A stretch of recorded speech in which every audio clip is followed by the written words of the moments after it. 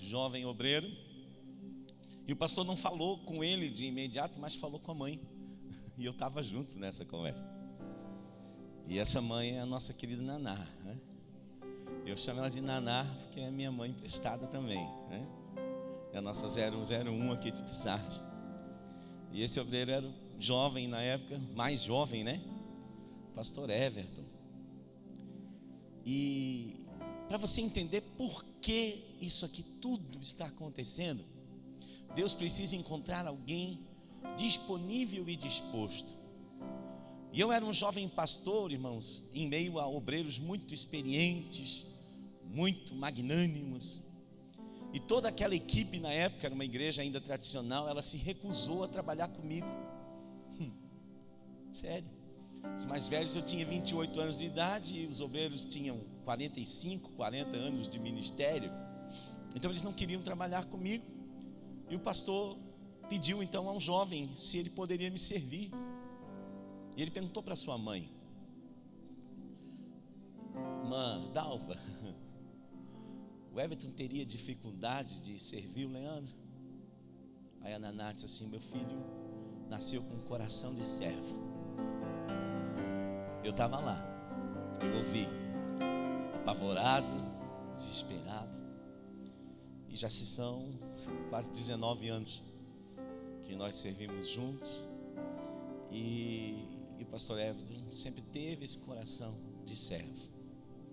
E servo, segundo a glória de Deus, não confunda ele com escravo, mas com servo, aquele que bota o ombro por baixo e ajuda a carregar. Passamos muitas coisas no começo da missão, e ele esteve em missão por alguns estados, depois chegou já na MFA em Itajaí no ano de 2011, um momento muito difícil, porém até então permaneceu firme, servindo, colocando a mão na massa em todos os sentidos, junto com a sua família. Mas o mais interessante é que não era para ser ele. Havia um outro jovem em treinamento, jovem pastor, muito bom pregador, muito eficiente. Cadê os jovens aqui? Levanta as mãos. Quero dizer para vocês: não casem errado. Um dos maiores inimigos do propósito é casar errado.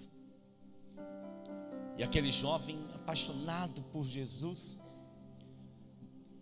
doido para estar no ministério, a sua esposa não queria acompanhá-lo, não queria mudar, não queria sair, não queria ir, não queria voltar, não queria chegar. E infelizmente aquele jovem não pôde trabalhar comigo naquela época, porque ela tinha, infelizmente, hoje talvez ele já esteja no seu 3º, 4º casamento, e aquela esposa desgraçou a vida daquele jovem. Casou errada, fim do ministério. Mas o pastor Everton casou certo. E está aqui hoje, a glória de Deus, né? Casou certo, para a glória de Deus, né? Então, desde jovens, né, o Senhor nos chamou. E o ministério, queridos, tem isso. Quem olha de fora, ministros de Deus que vivem o ministério de tempo integral, que fazem dedicação da sua vida, a única coisa que nós não temos é direito, de ter direito.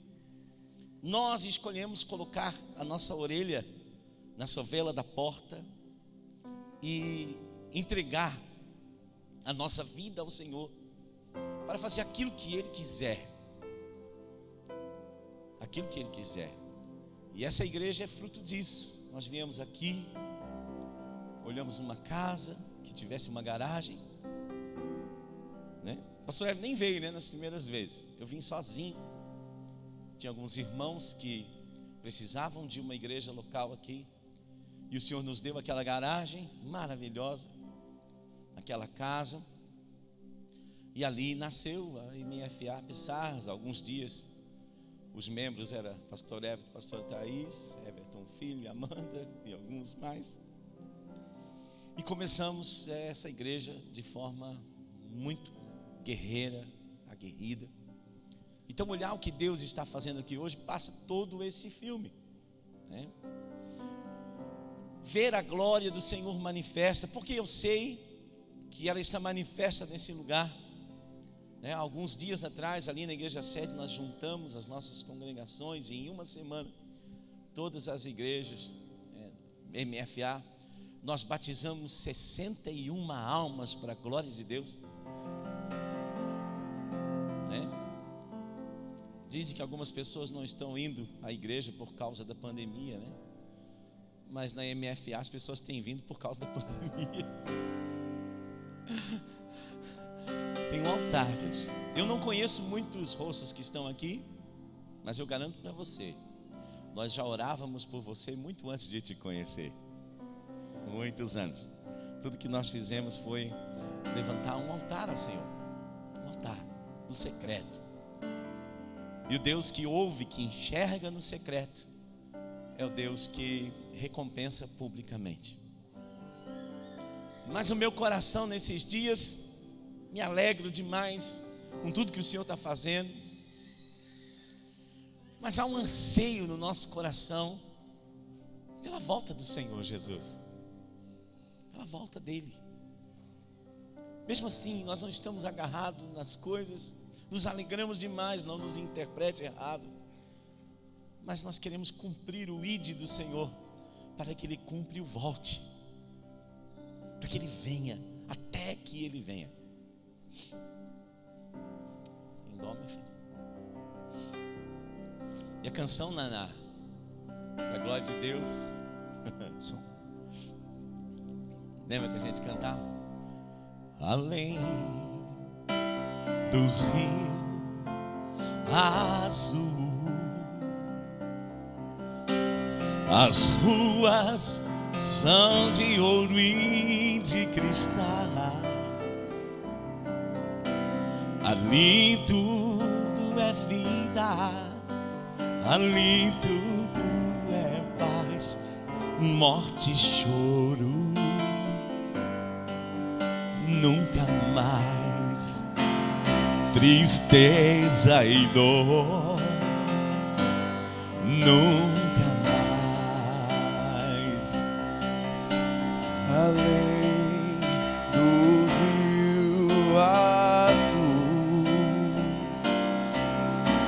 as ruas são de ouro e de cristal. Ali tudo é vida, ali tudo é paz, morte e choro, nunca mais tristeza e dor, nunca mais. Vamos juntos. Verei o grande rio da vida. Ele é claro, claro como cristal. Verei a face do meu mestre querido. Diga. Não haverá mais noite ali, não haverá clamor. Verei os olhos de Jesus e tocarei seu corpo, enfim. Não haverá, não tem mais noite ali. Não haverá nenhum clamor. Verei os olhos de Jesus. Tocarei seu corpo, enfim. As nações Andarão em sua luz. e as portas jamais se fecharão. A cidade é de ouro puro. De jaspe é o seu muro, além do rio azul. Cadê o Cadê tambor? o coral Cadê da o tambor? MFA? Coral da MFA. Morte, choro, tristeza e dor. Nunca mais.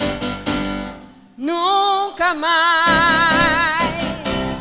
Morte Morte e e choro. choro. Diga. Tristeza e dor. Nunca mais. Nunca mais. Morte e choro. Morte e choro. Morte e choro. Tristeza e Tristeza e dor. dor. Nunca mais. Nunca mais. Nunca mais. Morte e choro. De choro. Tristeza e dor. Nunca mais. Nunca mais. Morte, tristeza e dor. Nunca mais. Nunca mais. Nunca mais. Morte, choro, tristeza e dor. Nunca mais.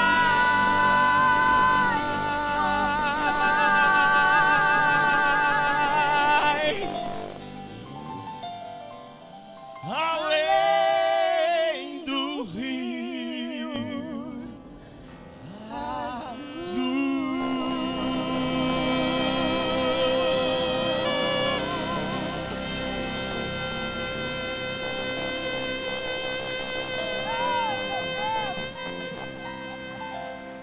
Aleluia.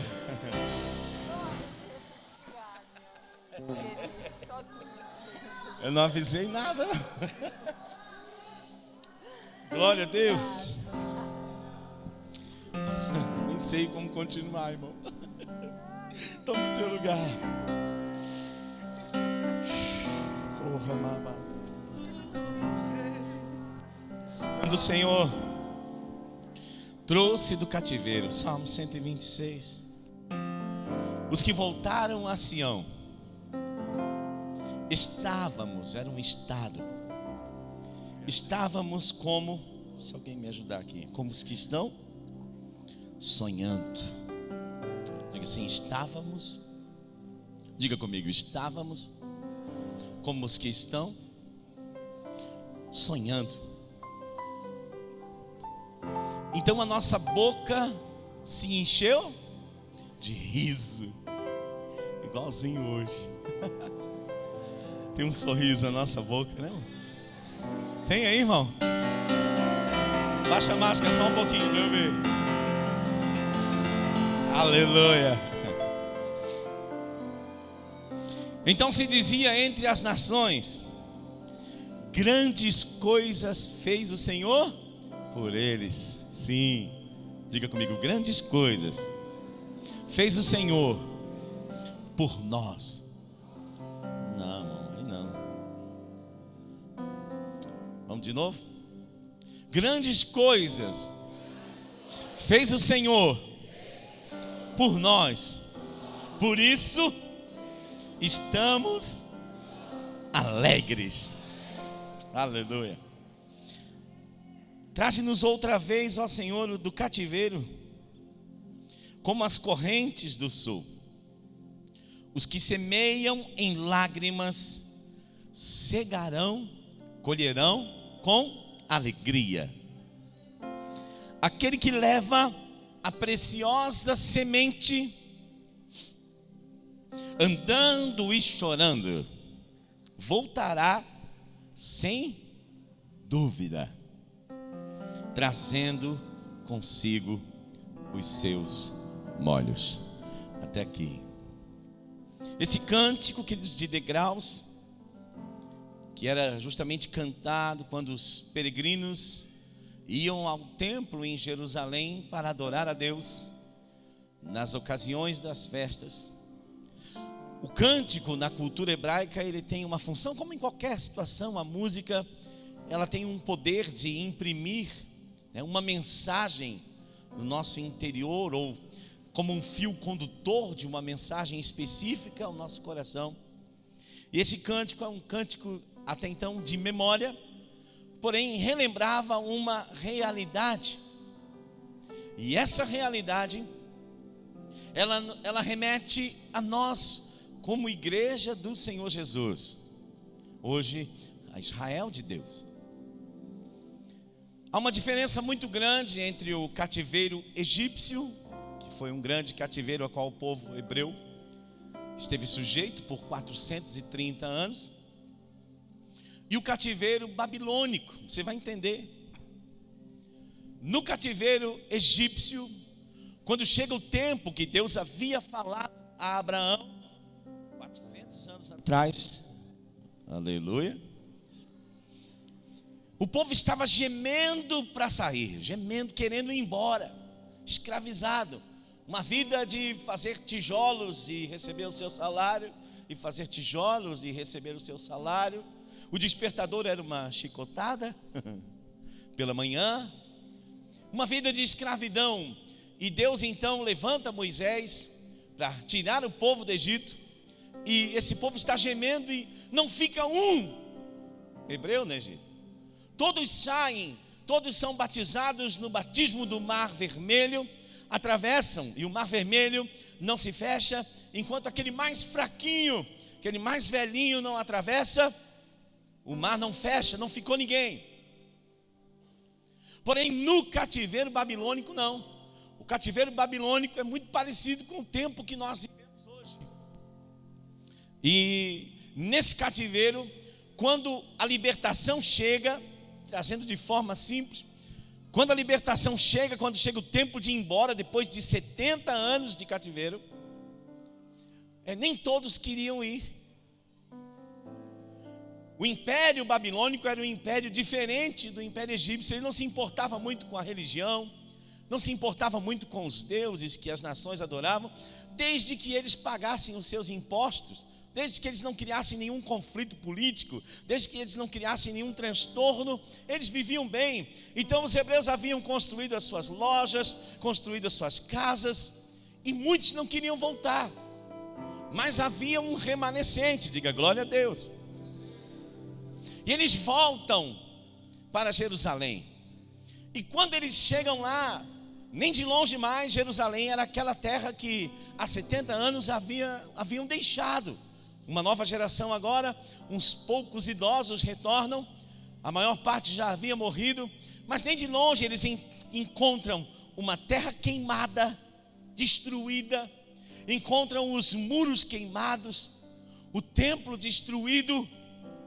E eles olham para aquela situação, e agora a notícia de libertação, que havia num primeiro momento produzido neles um riso: vamos embora, povo lindo, vamos para casa, vamos voltar para a nossa terra. As harpas que haviam sido penduradas nos salgueiros agora são retiradas, eles voltam cantando, sorrindo, e eles começam a relembrar dos grandes feitos do Senhor, e eles dizem: grandes coisas fez o Senhor por nós, por isso estamos alegres. E eles pintam um quadro apaixonante no seu coração, daquilo que eles haviam ouvido sobre a terra, ouvido sobre o que Deus havia feito no passado, e eles saem rindo. É assim quando Deus planta uma visão no nosso coração, pastor Hélio. E nós saímos, senhor prefeito, também. Eu vou fazer, nós vamos voltar, e nós vamos construir, e nós vamos mudar, e nós vamos transformar a nossa realidade. A visão é sempre apaixonante, sempre inspiradora. Saímos alegres. E quando eles entram na terra, eles encontram uma realidade bem diferente. A terra está queimada, os muros estão caídos, os portões estão queimados, a terra está seca, endurecida por não ter sido cuidada. E aí agora eles começam a chorar. Há uma diferença muito grande entre a visão e a implementação, o colocar em prática. Quando eles chegam lá, eles têm sementes, eles recebem sementes para levar, pastor André. Mas eles não têm as ferramentas, eles não têm os recursos, mas eles têm a semente. E eles começam a cavar a terra com as suas mãos. Não tinha enxada, não tinha seixo, não tinha arado. E eles cavavam a terra e aravam a terra com as suas mãos, colocavam a semente.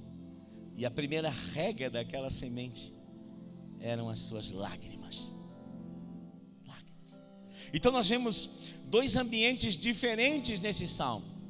No momento em que nós recebemos uma visão e no momento que nós temos que colocar essa visão em prática. No momento que nós recebemos um chamado de Deus e o Senhor planta sonhos maravilhosos no coração, não é, pastor Eva? Mas nós temos que sentar na frente de um galpão de madeira velho, fechado por 20 anos, e a gente não tem nem dinheiro para pagar uma Coca-Cola para quem estava servindo.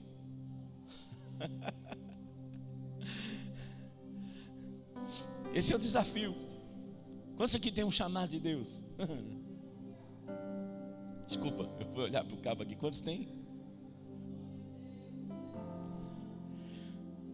Então não tenha medo dos desafios, porque eu quero dizer uma coisa ao teu coração. Um dia eu estava ministrando numa igreja de um amigo no Mato Grosso, e ele é engenheiro agrônomo, e ele disse uma coisa que ele tinha ouvido certa vez que marcou meu coração: a semente não conhece quem está semeando. Ela não sabe se quem está semeando é um engenheiro, ou um simples lavrador, ou alguém que está passando na rua. A semente não sabe. A semente, ela tem um potencial, e se ela está em sua mão, tudo que você deve fazer é semear. Tudo que você deve fazer é colocar em prática. Tudo que você deve fazer é colocar em ação. E no primeiro momento, às vezes, a primeira rega dessa semente serão lágrimas. No primeiro momento, talvez as pessoas não reconheçam, as pessoas não acreditem naquilo que Deus está colocando no teu coração. Porém, o texto é claro. Eu acho que a maior bênção do final desse salmo não é simplesmente colher, porque ele diz que nós vamos voltar trazendo conosco os nossos molhos. Mas ao longo de alguns anos de estrada, eu descobri que o ponto mais alegre desse salmo, pastor Everton, é voltar sem dúvida.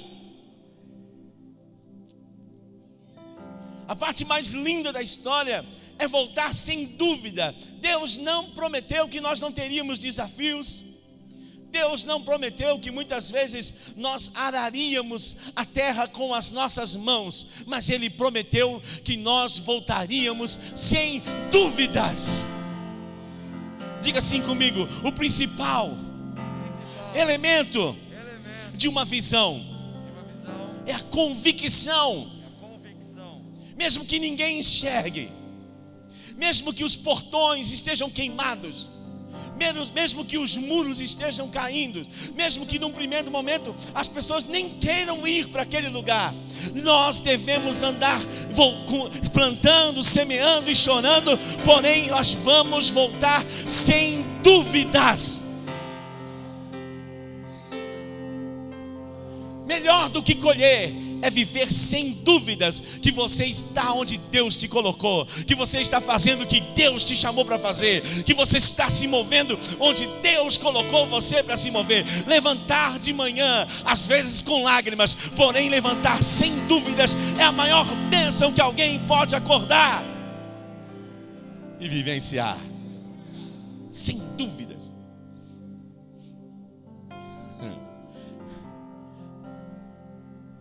Ali na sede, quando nós começamos a construção da nossa tenda, né? O Senhor havia prometido para nós um lugar, uma área. Quem conhece Itajaí sabe que tem uma coisa que é difícil em Itajaí, é terra, né? caro. E o Senhor disse que nos ia dar lá no galpão velho. Nós fomos para lá, a glória do Senhor veio. E lá o Senhor disse que iria nos dar um lugar. E 2 anos depois o Senhor deu um lugar para que nós construíssemos a igreja, a sede própria, a escola missionária. O pastor Éfraim ainda estava lá na sede. Aqueles irmãos que estão aqui, a sua maioria estavam lá já. E nós vivenciamos isso naquele primeiro momento de forma muito forte. Porque eu disse para o Senhor: Senhor, quando o Senhor nos der esse lugar, eu vou para cima. Eu só saio de lá depois do primeiro culto. Quando nós chegamos lá, irmão, literalmente quando nós chegamos era tudo mato, né, Cid? Cid estava lá. Aí eu chamei o Cid: é só uma cerquinha, uma casinha e um pizinho, né? E nós ficamos lá dentro de barracas, irmão, 45 dias dormindo dentro de uma barraca. O Emerson, cadê o Emerson? Está aqui, está cuidando do som hoje. O Emerson tinha uma barraca tão catinguenta, irmão, tão catinguenta aquela barraca, porque ele dormia de noite e nós tínhamos uma cachorra, por isso ela dormia de dia. Depois ele casou, a Elaine deu jeito nele, glória a Deus. Mas nós estávamos lá, queridos, e naqueles momentos de desafios, onde Deus dá uma terra, Deus dá semente, mas tudo era difícil. Nós entendemos nesse coração, e essa palavra foi a palavra que eu ministrei no dia daquela inauguração. E quando nós orávamos para que o Senhor desse um novo lugar em Pissarras, eu e o pastor Everton, nós conversávamos acerca disso, que o Senhor abrisse as portas daquilo que parecia impossível. Nós sabíamos que em Deus não era. Nós sabíamos que Deus não era. Nós sabíamos que para o Senhor não era. O Senhor tem os seus meios. E tudo que nós decidimos fazer, e nós aprendemos, queridos, como igreja, o Senhor não nos ensinou a receber. Alguém aqui precisa fazer curso para receber alguma coisa? Se o vereador convidar você para comer camarão depois do culto, você precisa fazer curso para ir, irmão? Não, né? Se o pastor aí do lado convidar você para comer uma pizza depois do culto, você tem que fazer um curso para ir, não? Eu não sei bem como é que eu ganho uma pizza. Nós não precisamos de curso para receber. Nós precisamos de curso para oferecer.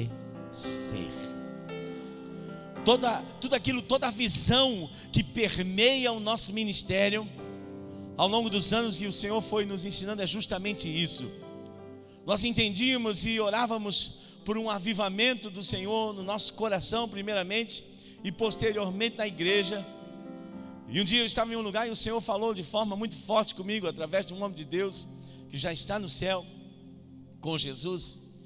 E ele disse: se você sente mais prazer quando você recebe do que quando você oferece, então você precisa de um avivamento, porque algo está morto em você.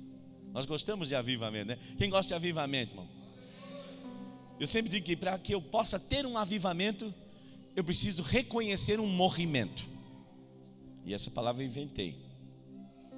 Para viver um avivamento, eu preciso reconhecer um morrer. E o Senhor nos ensinou, por quê? Porque nós batalhávamos, irmãos, orávamos, e muitas coisas não aconteciam. O trabalho era árduo, nós semeávamos o evangelho, pregávamos. E o Senhor ensinou para mim, e eu quero deixar aqui nessa noite realçado ao teu coração, para que você saia daqui, porque eu não estou vendo apenas vocês aqui. Não. Quando Deus nos dá uma visão e quando Deus coloca em prática essa visão, eu disse: pastor, eu já vi a mureta ali e eu já vi cheio de gente lá.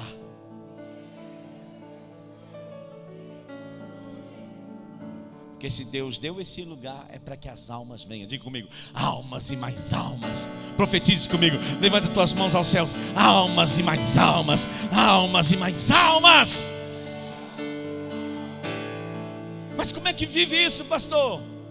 Nós precisamos compreender que as pessoas vão entrar por aquela porta precisando de muitas coisas, E é bom que isso aconteça, e elas vão encontrar aqui, elas vão entrar aqui precisando de amor, precisando de comunhão, precisando de recursos, precisando de ajuda, precisando de solução para o casamento, precisando de solução para os seus filhos. É muito bom isso, mas nós devemos ganhá-las para Jesus, discipulá-las, para que elas saiam por essa porta oferecendo amor, oferecendo unção, oferecendo conselho, oferecendo graça, oferecendo palavra, oferecendo o que for, irmão, necessário.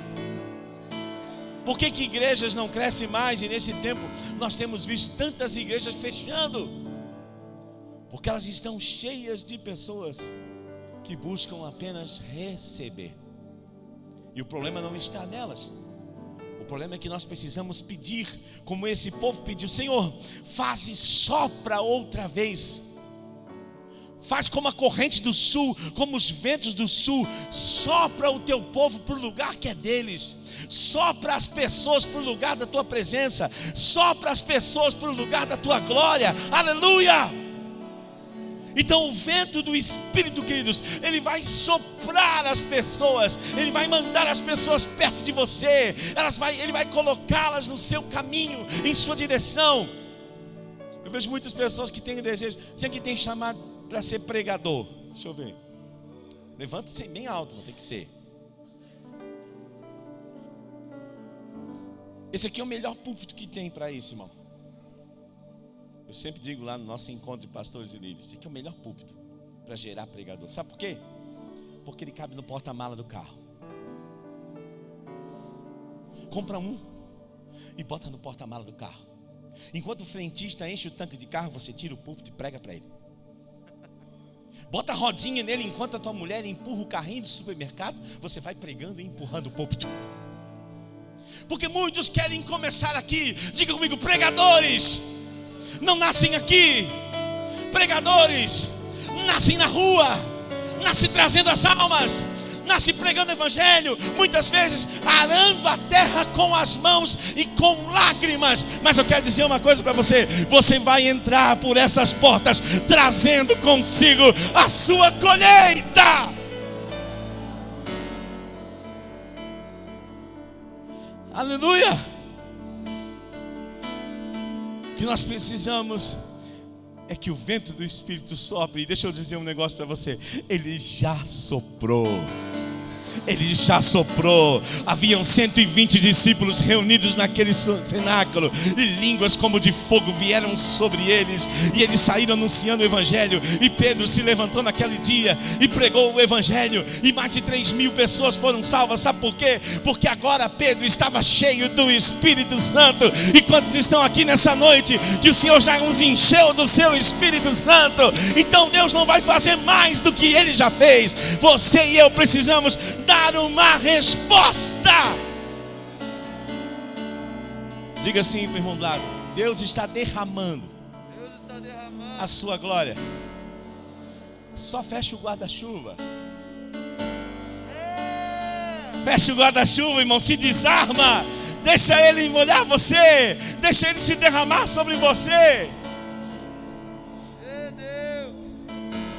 Aleluia. O Senhor me deu uma visão, pastor. O Senhor me deu um projeto para vir efetuar na igreja. O Senhor deu algo aqui para eu fazer, irmãos. Tudo que você tem que fazer. Mas eu não tenho recurso. Quando eu me aposentar, eu vou fazer. Quando eu parar, eu vou fazer. Não, irmão. Pega aquilo que Deus deu na tua mão. Pega o pouco da semente que você tem. Bota as tuas mãos na terra. Você não tem enxada, não tem arado, não tem nada para fazer com ferramentas. Mas você pega as tuas mãos e coloca em ação. E eu quero dizer uma coisa para você: a semente não sabe quem está semeando. Você vai voltar com a sua colheita.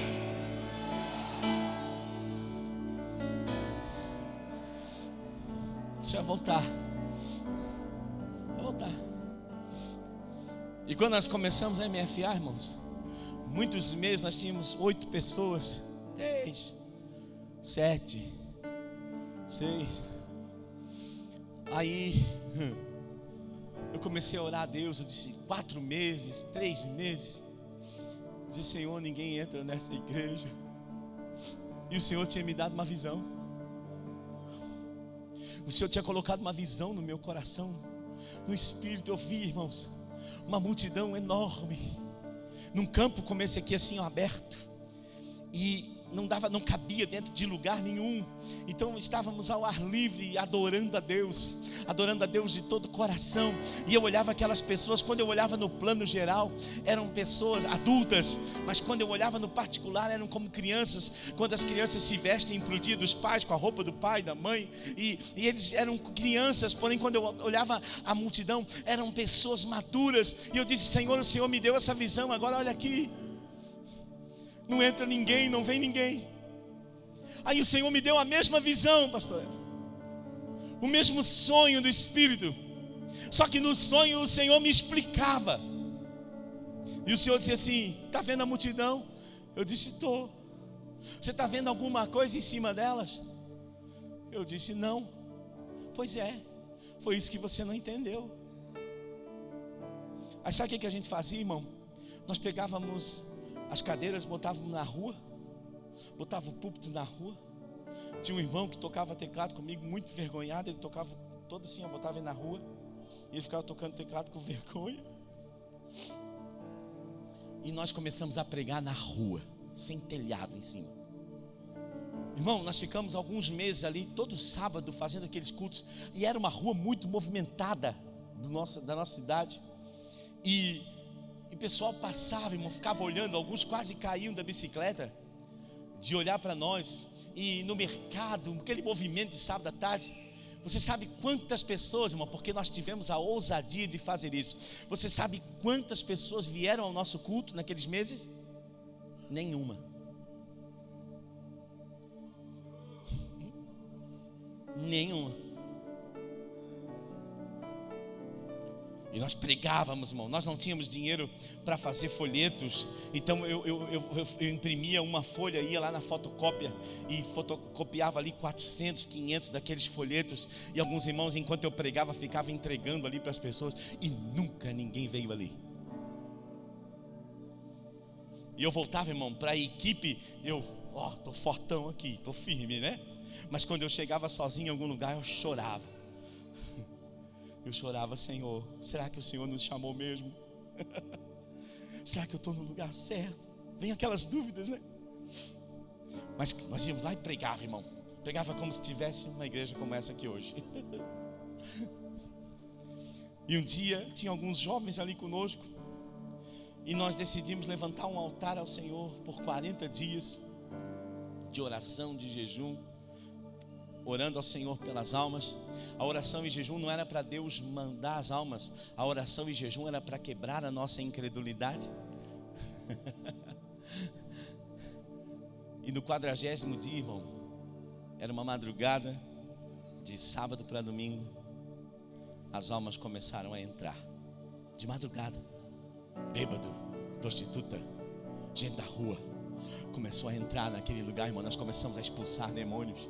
E no outro domingo tinha gente na igreja e começou a chegar gente, irmão. Nós ficamos tão alegres, irmão, porque naquele domingo deu 20 pessoas na igreja. Porque tinha 18, mas grávida valia por 2. E a gente via grávida até onde não tinha. Um dia eu orei por um casal e a mulher está grávida. Eu orei pelo bebê, a mulher não estava grávida, nunca mais voltou. De tão animado, irmão. Eu achei que estava. Nunca mais voltou. E tinha 2 moças, irmão, especiais, que elas iam no culto. E quando elas iam no culto, eu ficava feliz demais, porque eram mais 2. Só que tinha uma outra igreja grande na cidade que tinha ônibus. E quando elas estavam chegando na igreja, que o ônibus passava, elas entravam no ônibus. E eu ficava triste, porque elas não entendiam nada do culto, irmão. Mas era gente lá, sentada, ouvindo a palavra. Aí um dia eu perguntei para elas: por que vocês vão lá? Assim, é que lá a gente aparece na televisão.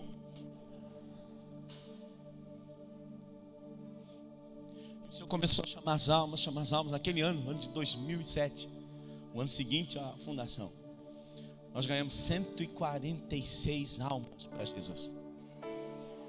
146 almas para Jesus. E o Senhor começou a ungir.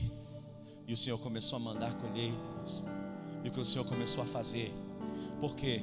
Porque tudo que nós fizemos foi semear, mesmo contra todas as circunstâncias, mesmo contra todas as probabilidades, nós decidimos semear. E hoje eu vejo aqui, queridos, essa semente. Lá nós temos 15 anos que estamos lá. A MFA Pissarras tem 5 anos, né? E ela está vivendo exatamente a mesma coisa. Aleluia! Exatamente a mesma coisa. Porém, irmão, a bênção de Deus é isso. É que os filhos necessariamente vão andar mais rápido do que nós. Aleluia! Aleluia! E o que Deus vai fazer aqui nesse lugar, irmãos? O que Deus vai fazer nessa cidade, senhor prefeito? Marca aí. Porque essa igreja, o que nós fazemos é levantar um altar ao Senhor. Levantar um altar. Se nos perseguirem, nós corremos para o altar. Se nos abençoarem, nós corremos para o altar. Se alegrarem conosco, nós corremos para o altar. E se ficarem tristes conosco, nós corremos para o altar. Nós levantamos um altar. E para a glória de Deus, que diz uma igreja que o Senhor tem levantado, que não vendeu o seu caráter, não vendeu a sua integridade, não vendeu os seus princípios, não vendeu os seus valores. Hoje o Senhor tem ampliado a nossa tenda para a glória de Deus. E nós queremos, queridos, nessa noite celebrar ao Senhor e dedicar essa casa de oração a Deus. Porque o Senhor Jesus, queridos, você imaginou alguém? Sim. Vou levantar hoje de manhã e sabe de uma coisa? Estou com vontade de sair ali na rua e levar uma surra por alguém. Estou aqui confortável na minha casa. Imagina onde Jesus morava no céu. Os anjos, o altar, você pode ler a Bíblia e descobrir. Vou descer ali, estou com uma vontade de morrer por alguém hoje. Você já viu alguém acordar assim? Vontade de morrer por alguém? Não tem, né, queridos? O que Jesus fez foi por amor. Um amor incontrolável, como já foi dito aqui. Deus amou de tal maneira, não tinha como descrever o tamanho, mas eu vou dizer de tal maneira que Deus amou. Deus amou de tamanho tal, que é o tamanho do vazio do teu coração. E o Senhor Jesus se fez carne, se tornando homem, e uma vez homem servo, e uma vez servo obediente até a morte, e a morte de cruz, para que eu e você fôssemos livres dos nossos pecados e pudéssemos passar a eternidade com Ele. O meu plano anterior era eu mesmo responder pelos meus pecados, mas a Bíblia diz que o salário do pecado é a morte. Eu conheço pessoas que muitas vezes me disseram que não acreditavam em Deus. Eu digo, você pode não acreditar em Deus, eu te respeito, mas diz para mim que você não acredita na morte. Diz para mim que você duvida da morte. Ninguém duvida da morte, mas eu quero dizer para você que o Senhor Jesus morreu pelos nossos pecados, para que nós não tivéssemos mais que passar pela morte. Nossa, assim, ainda que esse homem exterior se corrompa, nós estamos sujeitos às leis da física desse mundo. Ele diz assim, porém o nosso homem interior se renova dia a dia, porque Jesus veio para que nós tivéssemos vida e vida com abundância. Então você pensa que veio a uma inauguração apenas de uma casa de oração nessa noite, mas eu quero dizer uma coisa para você, e eu queria convidar todos a estarem de pé, e que os intercessores já estivessem com as suas mãos estendidas, e que você não se movesse a não ser por necessidade. E eu quero dizer uma coisa para você, você veio para uma inauguração, mas Deus marcou um encontro contigo de tal maneira que Ele te amou e deu um jeito para que você viesse a esse lugar nessa noite. E você não pode tomar o lugar da Naná de 001. Mas você vai ser nessa noite o 001 desta nova casa de oração. Aleluia! E se você ouviu o Evangelho nessa noite, o Evangelho de Jesus Cristo, essa boa notícia, Lá fora a gente só ouve más notícias. Mas eu quero dar essa boa notícia para você nessa noite. Você pode trocar o teu plano de vida, que termina em morte, por um plano de morte que terminou em vida. E a Bíblia diz assim, que se com a tua boca confessares, ninguém vai te torturar para fazer isso. A confissão tem que partir do coração. Você nem entendeu muito o que eu falei aqui, mas eu vou dizer um sinal que está acontecendo dentro de você. O Espírito Santo vai começar a apertar o teu coração de maneira muito forte nessa noite. E você vai entender no teu coração que você tem que trocar esse plano pelo plano de Jesus na tua vida. E eu quero dizer para você o que a Bíblia diz, que se você com a tua boca confessar que Jesus Cristo é o Filho de Deus, tem que confessar, tem que ter uma confissão pública. Sabe como é no casamento? Eu já fiz muitos casamentos. Enquanto a noiva não diz sim, o noivo não diz sim, não há uma confissão daquela pretensão diante das testemunhas, o casamento não acontece, não é assim? Então do mesmo jeito, você pode dizer, eu gosto de Deus, eu amo Deus, eu conheço Deus, mas enquanto a tua boca não confessar Jesus Cristo como teu Senhor e como teu Salvador, a aliança ainda não aconteceu. E para isso eu vou fazer um apelo, irmão. E talvez você não consiga mover os teus pés, eles fiquem pesados como ficaram os meus. Mas você sabe que hoje você tem que tomar a decisão mais importante da tua vida, porque não há dia melhor do que hoje para ser salvo. E sim, a festa vai estar completa, irmão, porque toda essa igreja conspirou para essa noite. Tudo isso foi preparado, queridos. Não foi apenas para que nós tivéssemos um lugar bonito para ficar dentro, mas para que você recebesse o evangelho da salvação. E hoje, nessa noite, nesse dia, porque o amanhã eu não sei e o ontem já passou, mas hoje, nesse dia, Ele te convida para um plano eterno com Ele.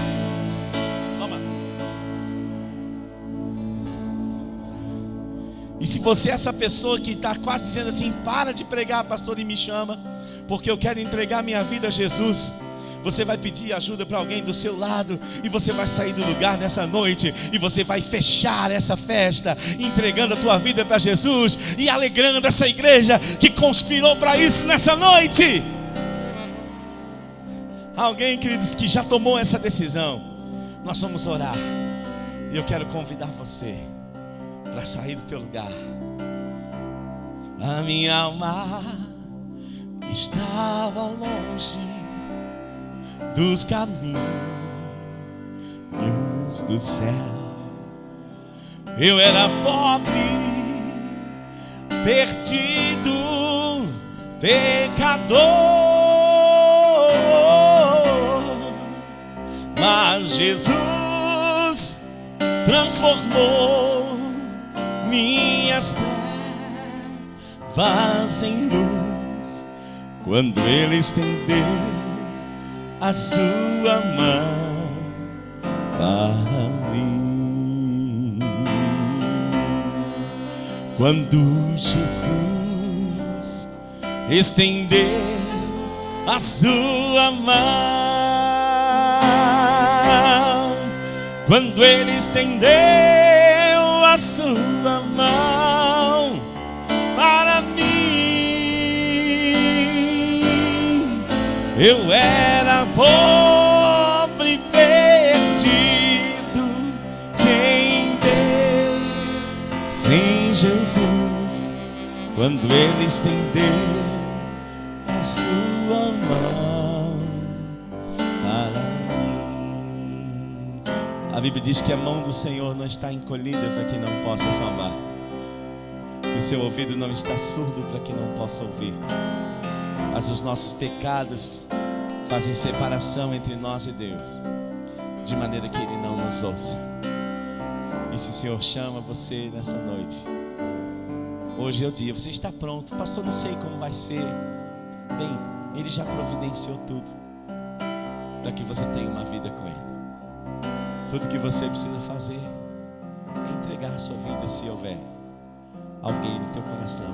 Se alguém entrou nessa noite também nesse lugar e um dia você caminhou com Ele, mas por alguma circunstância da vida você deixou os caminhos do Senhor, e você deseja também nessa noite se reconciliar com Ele, não mais viver, nós não estamos falando de religião, mas para você ter uma vida com o Senhor novamente, de intimidade. Essa também é uma noite especial para você, onde você pode se reconciliar com o Senhor. Se há alguém, saia do teu lugar e venha. Se você tem vergonha de vir sozinho, peça para alguém do lado, mas venha nessa noite e entregue a sua vida a Jesus. Se reconcilie com Ele. Alguém? Cante de novo. Agora me regozijo, desde que... Cadê a festa?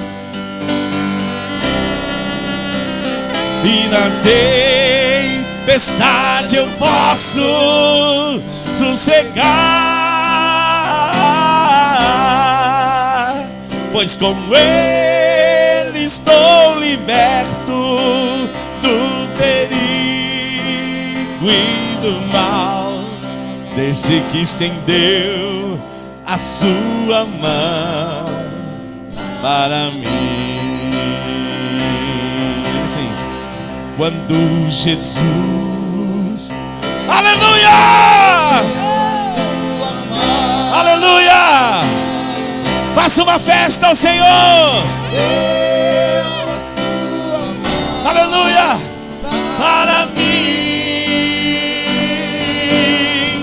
Eu era pobre e perdido, sem Deus, sem Jesus, quando Ele estendeu a sua mão para mim. Eu era pobre e perdido, sem Deus, sem Jesus, quando Ele estendeu a sua mão para mim. Alguém levante as mãos aos céus e adore ao Senhor. Uma guerra foi vencida, queridos. Uma batalha foi vencida. O lema da missão quanto a isso é um a mais para Cristo, um a mais. Aleluia. Não é mais um, não, é um a mais. Você não é mais um, é um a mais. Então nós vamos orar junto, a oração da fé.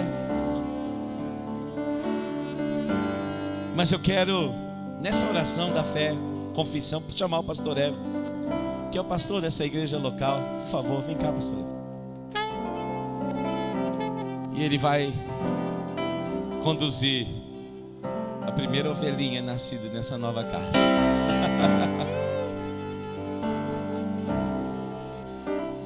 Aleluia. Podemos orar? Há mais alguém? Alguém ainda, quem quer entregar sua vida para Jesus? Levanta a mão assim, pastor, eu estou aqui, quero entregar minha vida para Jesus. Há mais alguém? Se há mais alguém, apenas levante uma das suas mãos, para que as pessoas possam te auxiliar nesse momento. Esse rapaz aqui que está entregando a vida para Jesus é um jovem de um futuro muito promissor. Meu Deus. Está se reconciliando, é um pregador da palavra do Senhor Jesus. Eu sei, eu lembro o dia que a mãe falou para mim: Pai, no nome de Jesus, estenda suas mãos para cá.